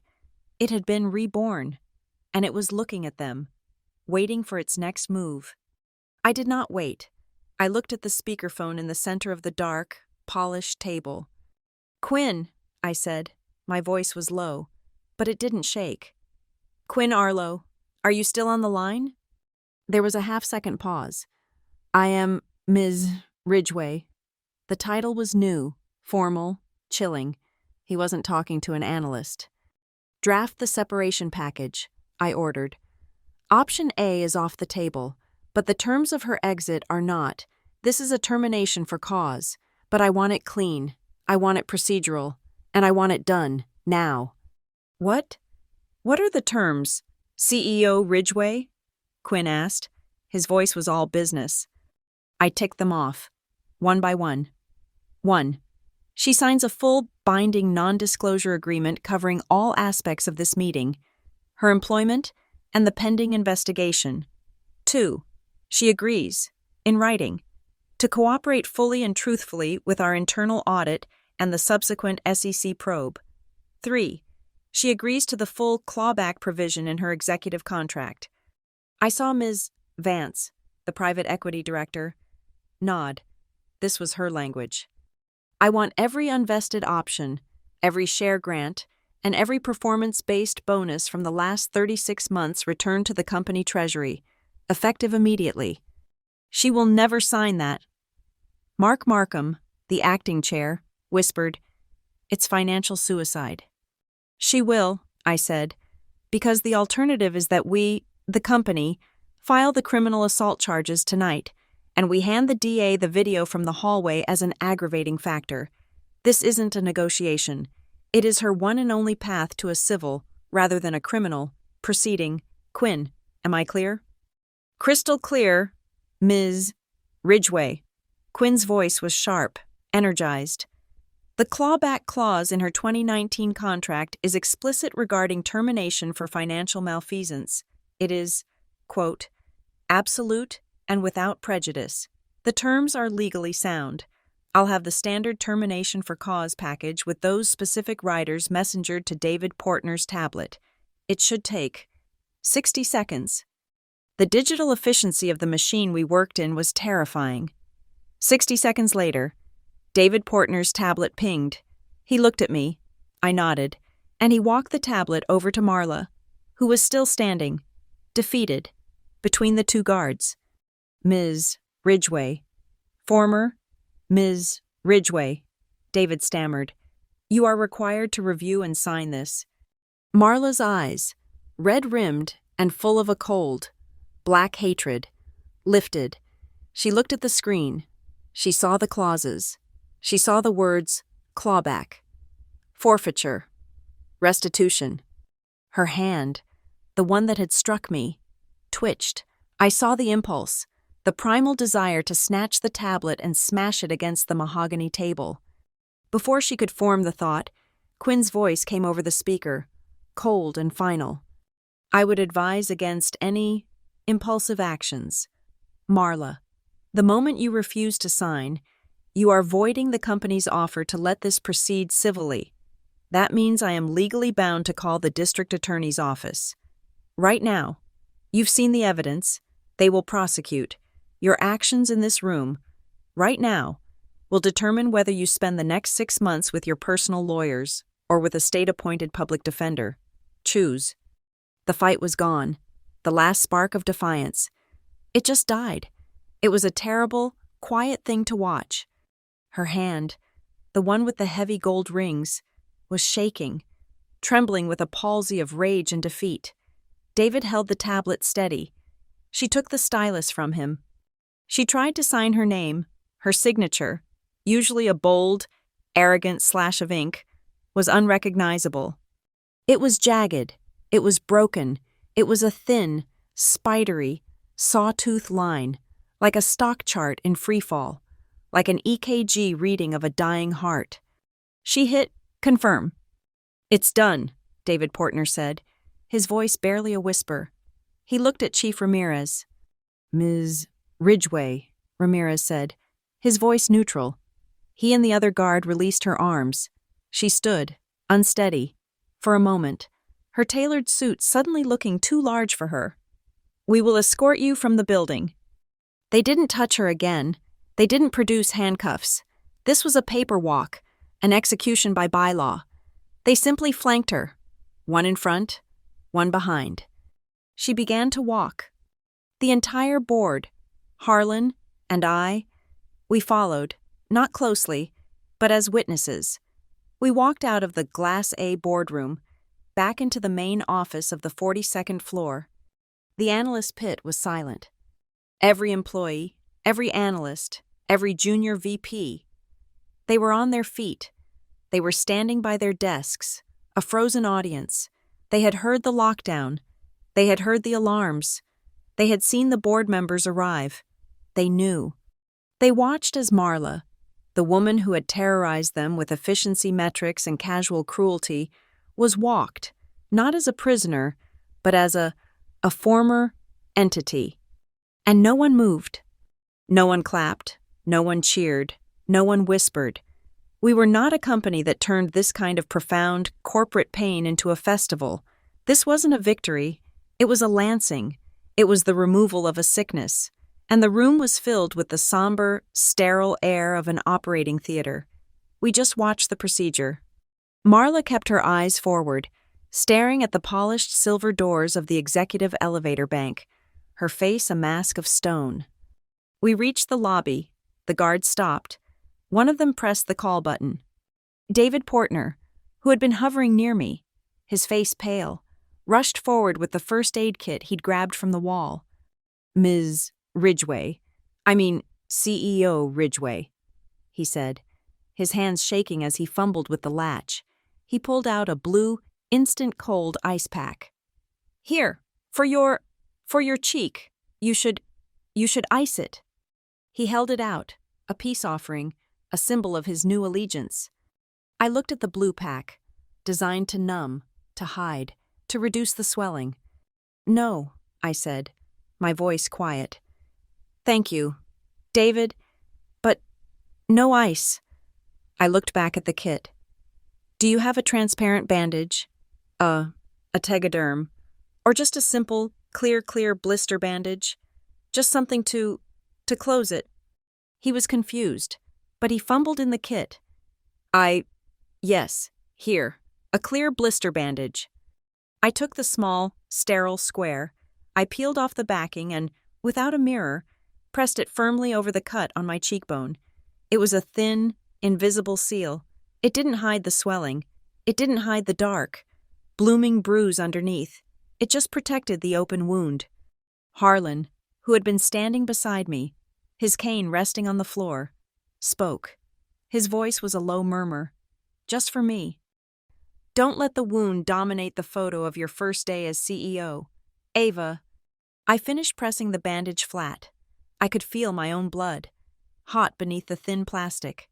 I looked at him, at the man who had orchestrated this entire, devastating, beautiful night. It won't, grandfather, I said. The wound isn't the story, it's the footnote. Ding. The executive elevator arrived. The polished doors slid open with a soft, expensive whoosh. Chief Ramirez stepped forward and held the door. Former CFO Marla Ridgway, he said, his voice flat, procedural. Your escort is here. Marla took a single, shuddering breath. She did not look at me. She did not look at Harlan. She looked into the empty mirrored elevator. She stepped inside. The doors, reflective as dark water, began to slide shut.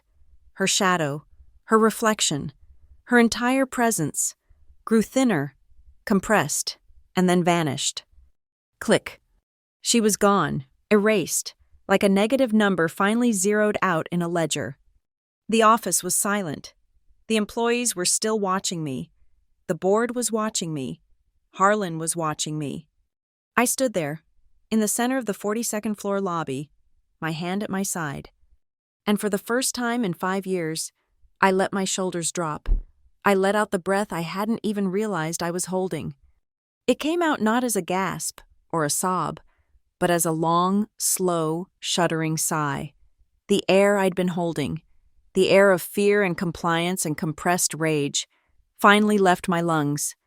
And I breathed in the cold, sterile, empty air of my first day as CEO. It was 9:00 a.m., the 42nd floor, which had been a sealed tomb of whispers and fear just hours before, was now a buzzing, anxious hive. The lockdown was over, but the paralysis remained. Everyone was at their desk, but no one was working. They were waiting. I wasn't in the boardroom. I wasn't in the CEO's office. I was standing on a temporary riser in the center of the main glass atrium, a 5-story open space that served as the building's lungs. I wanted the light. I wanted the transparency. The internal broadcast was live. Every screen, on every floor, in every office from Grayford to Singapore, was carrying my signal. Below me, the atrium was packed. Analysts, managers, legal, HR, and facilities staff, all standing, all watching. In the front row, in a simple chair, sat my grandfather. His walnut cane was resting lightly against his knee. His face was calm, his eyes warm, like old wood. He was just a spectator now. This was my meeting. I stepped up to the lectern. The clear bandage on my cheek felt tight against the swollen skin. I didn't hide it. It was my first badge of office. "Good morning," I said. My voice, amplified, was clear and steady. It echoed in the vast space. "There have been a lot of rumors. Let's replace them with facts. As of 10:37 p.m. last night, Marla Ridgway was terminated for cause by a unanimous 5-0 vote of the board. As of 10:38 p.m., per the corporate bylaws, I, Ava Ridgway, was installed as your interim chief executive officer." A low, stunned murmur rippled through the crowd. It was real. "This is not a transition," I continued. "It is a triage, effective immediately. I have commissioned a full, independent forensic audit. A new firm, one with no prior history with this company, will be here by noon. They will have full, unrestricted access to every file, every server, and every employee. We will be cooperating, unconditionally, with the Securities and Exchange Commission and any other regulatory body that has questions. We will give them everything." I saw the board members, standing off to the side, nod. They knew this was the only way. This is the start of a new policy. Total transparency. To that end, this town hall is the new standard. There are no off-the-record questions. There are no Glass A glitches. From this moment on, every question you have will be answered. Truthfully. I paused, gripping the edges of the lectern. This was the hard part. The corporate script ended here. "My first 2 directives are already in effect. The anonymous whistleblower channel is live. The link is in your inboxes. Use it.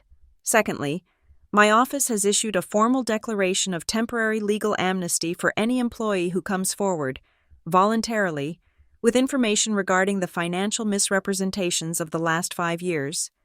I looked out, finding the faces I knew, the pale, terrified face of the head of sales, the haunted eyes of the senior accountants, the men and women on our teams who were pressured, coerced, and ordered to backdate contracts or adjust the books.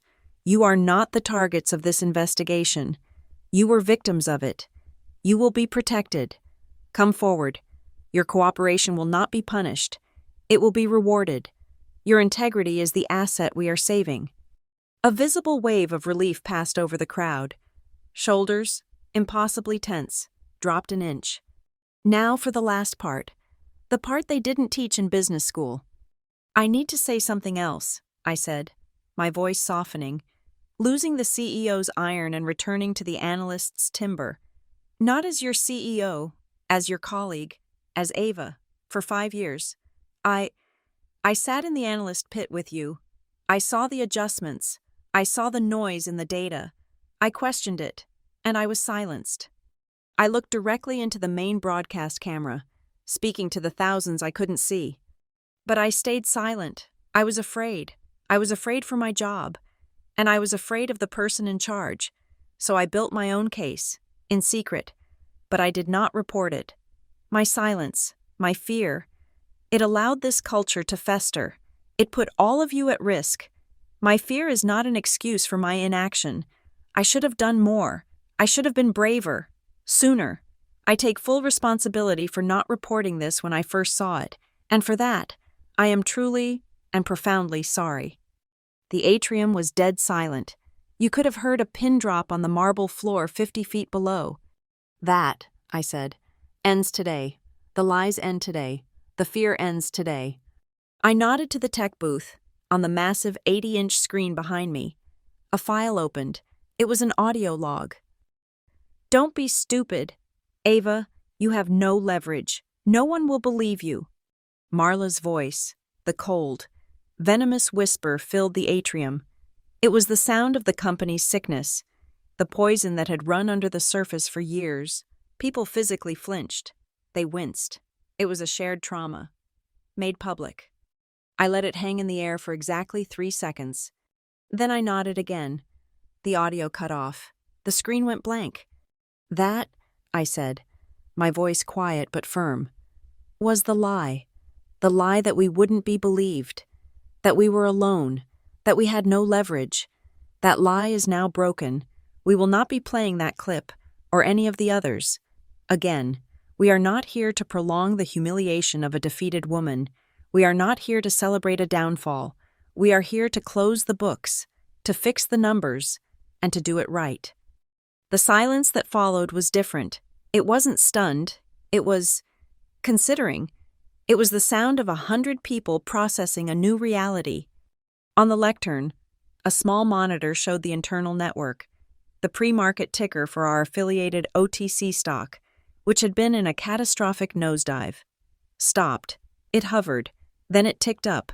A single, tiny, green quarter of a point. It wasn't a recovery. It was a pause.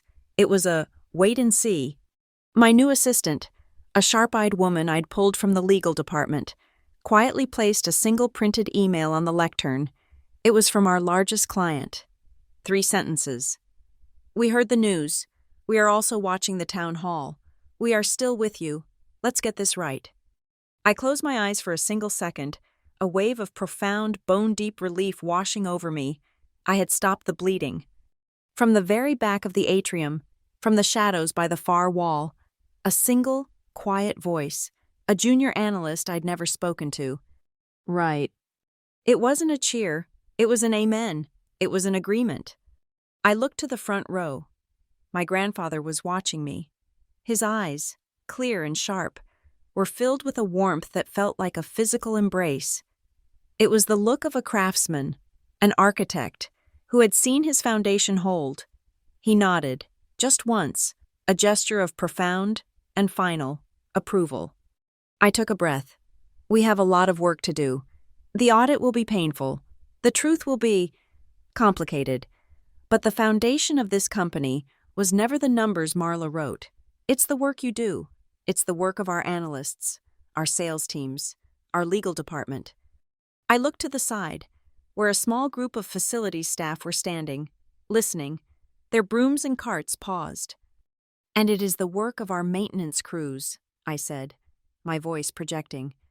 "I want to personally and publicly thank Mr. Kovic and the entire elevator maintenance team. Their meticulous and tireless attention to the building's core infrastructure was essential in restoring integrity and transparency to Stonebrook and Vale." I found him, Mr. Kovic, the quiet man in the gray overalls, his hearing aid visible. He looked up, his name echoing in the atrium, and a small, deeply satisfied, and utterly discreet smile touched his lips. He gave me a tiny, almost imperceptible nod. The anchor. "The audit begins now," I said. "The work begins now. The new policy of transparency begins now. The internal broadcast is open. All questions will be answered. No filters." I looked out at the sea of faces, my colleagues, my company. Who wants to go first? It was 9 a.m., the 42nd floor, which had been a sealed tomb of whispers and fear just hours before, was now a buzzing, anxious hive. The lockdown was over, but the paralysis remained. Everyone was at their desk, but no one was working. They were waiting. I wasn't in the boardroom. I wasn't in the CEO's office. I was standing on a temporary riser in the center of the main glass atrium, a 5-story open space that served as the building's lungs. I wanted the light. I wanted the transparency. The internal broadcast was live. Every screen, on every floor, in every office from Grayford to Singapore, was carrying my signal. Below me, the atrium was packed. Analysts, managers, legal, HR, and facilities staff, all standing, all watching. In the front row, In a simple chair sat my grandfather. His walnut cane was resting lightly against his knee. His face was calm, his eyes warm, like old wood. He was just a spectator now. This was my meeting. I stepped up to the lectern. The clear bandage on my cheek felt tight against the swollen skin. I didn't hide it. It was my first badge of office. "Good morning," I said. My voice, amplified, was clear and steady. It echoed in the vast space. "There have been a lot of rumors. Let's replace them with facts. As of 10:37 p.m. last night, Marla Ridgway was terminated for cause by a unanimous 5-0 vote of the board. As of 10:38 p.m., per the corporate bylaws, I, Ava Ridgway, was installed as your interim chief executive officer." A low, stunned murmur rippled through the crowd. It was real. "This is not a transition," I continued. "It is a triage, effective immediately. I have commissioned a full independent forensic audit. A new firm, one with no prior history with this company, will be here by noon. They will have full, unrestricted access to every file, every server, and every employee. We will be cooperating, unconditionally, with the Securities and Exchange Commission and any other regulatory body that has questions. We will give them everything." I saw the board members, standing off to the side, nod. They knew this was the only way. This is the start of a new policy. Total transparency. To that end, this town hall is the new standard. There are no off-the-record questions. There are no glacé glitches. From this moment on, every question you have will be answered. Truthfully. I paused, gripping the edges of the lectern. This was the hard part. The corporate script ended here. My first two directives are already in effect. The anonymous whistleblower channel is live. The link is in your inboxes. Use it. Secondly, my office has issued a formal declaration of temporary legal amnesty for any employee who comes forward, voluntarily, with information regarding the financial misrepresentations of the last 5 years. I looked out, finding the faces I knew. The pale, terrified face of the head of sales. The haunted eyes of the senior accountants. The men and women on our teams who were pressured, coerced, and ordered to backdate contracts or adjust the books. You are not the targets of this investigation. You were victims of it. You will be protected. Come forward. Your cooperation will not be punished. It will be rewarded. Your integrity is the asset we are saving. A visible wave of relief passed over the crowd. Shoulders, impossibly tense, dropped an inch. Now for the last part, the part they didn't teach in business school. "I need to say something else," I said, my voice softening, losing the CEO's iron and returning to the analyst's timber. "Not as your CEO, as your colleague, as Ava, for 5 years. I sat in the analyst pit with you. I saw the adjustments. I saw the noise in the data. I questioned it, and I was silenced. I looked directly into the main broadcast camera, speaking to the thousands I couldn't see. But I stayed silent. I was afraid. I was afraid for my job, and I was afraid of the person in charge. So I built my own case, in secret, but I did not report it. My silence, my fear, it allowed this culture to fester. It put all of you at risk. My fear is not an excuse for my inaction. I should have done more. I should have been braver, sooner. I take full responsibility for not reporting this when I first saw it, and for that, I am truly and profoundly sorry." The atrium was dead silent. You could have heard a pin drop on the marble floor 50 feet below. "That," I said, "ends today. The lies end today. The fear ends today." I nodded to the tech booth. On the massive 80-inch screen behind me, a file opened. It was an audio log. "Don't be stupid. Ava, you have no leverage. No one will believe you." Marla's voice, the cold, venomous whisper filled the atrium. It was the sound of the company's sickness, the poison that had run under the surface for years. People physically flinched. They winced. It was a shared trauma, made public. I let it hang in the air for exactly 3 seconds. Then I nodded again. The audio cut off. The screen went blank.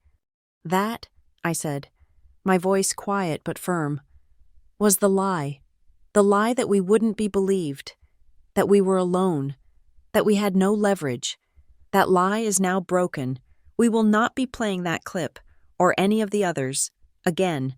We are not here to prolong the humiliation of a defeated woman. We are not here to celebrate a downfall.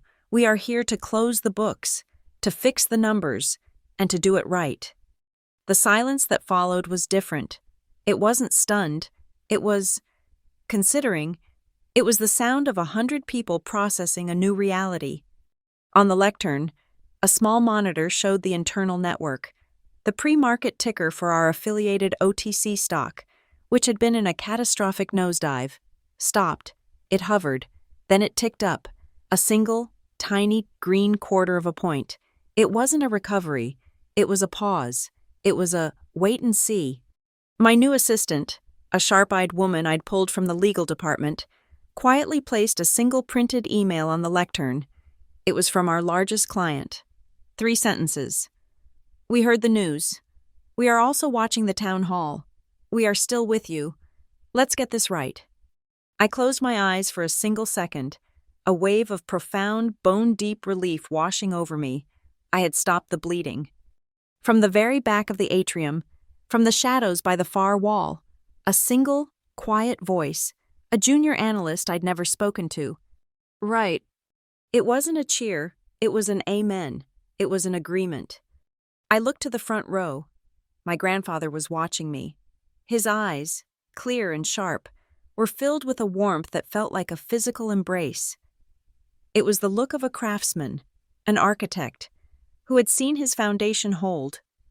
He nodded, just once, a gesture of profound and final approval.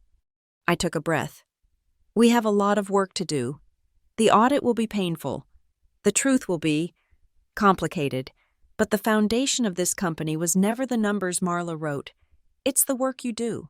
It's the work of our analysts, our sales teams, our legal department. I looked to the side, where a small group of facilities staff were standing, listening, their brooms and carts paused.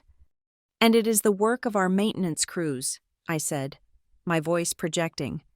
I want to personally and publicly thank Mr. Kovic and the entire elevator maintenance team.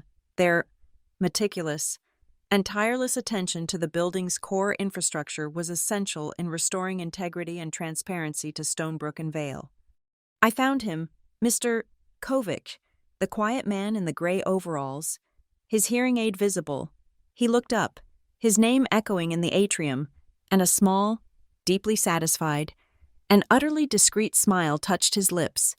He gave me a tiny, almost imperceptible nod. The anchor.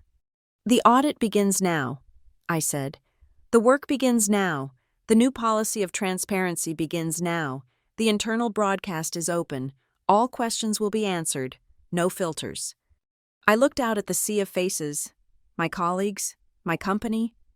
Who wants to go first? The town hall lasted 4 hours. The audit began that afternoon. The days that followed were a blur of forensic accounting, legal depositions, and endless, gut-wrenching conversations. We didn't just clean house. We tore it down to the studs and rebuilt it, beam by beam. The sales team that had been forced to backdate contracts, they were now the core of the new Ethics Compliance Committee. The Pinecone file became the template for our new, transparent reporting system. It was late. Weeks later, the 42nd floor, which had once been a pressurized, sterile box of fear, was now just an office. It was quiet. The only sound was the rain, a steady, rhythmic tapping against the massive glass windows. It was nearly midnight. The city of Grayford was a glittering, rain-slicked map below. I was standing in the doorway of Marla's old office, my old office, the one I had been hid in, the one that had started it all. The spilled tea stain was long gone, the section of carpet replaced, but the memory was still there, a faint watermark. A quiet sound made me turn. My grandfather was standing at the elevator bank, his walnut cane in hand. He had been with me through the first, brutal week of the transition, and was now finally truly leaving for Bermuda. He saw me looking at the doorway. He walked over, his steps slow but solid on the marble floor. He stopped beside me. We both looked into the dark, empty office. He raised his cane, that instrument of justice, that key, that weapon. He tapped it on the floor. Thud! A simple solid sound. Wood on marble. No green light flashed. No speakers crackled to life. No alarm sounded. Because there was nothing left to record. The trap had been sprung. The hunt was over. He looked at me. His eyes, those cloudy, rain-like eyes, were clear. "I didn't save you, Ava," he said, his voice quiet, "just for the two of us. You were never a damsel. You were a soldier, trapped behind enemy lines. I just opened the door." I looked from the empty office to his face. "I went through it," I replied. He held the cane out to me, not by the handle, but offering me the grip. "Your father," he said, his voice thick with a memory. "He found this wood in Oregon. He had it carved for me. He said it was an anchor." He pushed it gently into my hand. "It is not a weapon, Ava. It's a pen, a new way to sign your name." I took it. The wood was heavy, polished smooth by his grip, and perfectly balanced. It was a new kind of power, not the brittle, hot power of rage, but the heavy, cool power of authority. I stepped out of the doorway, into the main hallway. I left the dark office, and its ghosts, behind. I walked to the vast glass wall that overlooked the city. I caught my reflection. My face. The transparent bandage was gone. The cut had healed. All that remained was a faint, pale shadow on my cheekbone, a tiny, discolored mark, like the memory of rain on a dry stone. My phone chimed, a simple notification, a calendar invite for 8 a.m. tomorrow. Subject: Day 1, Ethics and Ops Reset. I pressed confirm. I turned, the heavy cane a solid, comforting weight in my hand. I walked to the Glass A boardroom, the room where I had been silenced, where I had been threatened, and where I had, finally, taken control. I pulled the heavy glass door. It slid smoothly on its track. It settled into the frame with a soft, final click. The sound of a lock engaging, the sound of a new chapter, the sound of a full stop. The screen goes black. Thank you so much for listening to this story. I'd love to know your thoughts, so please comment below and let us know where you're listening from. It's amazing to see how far these stories travel.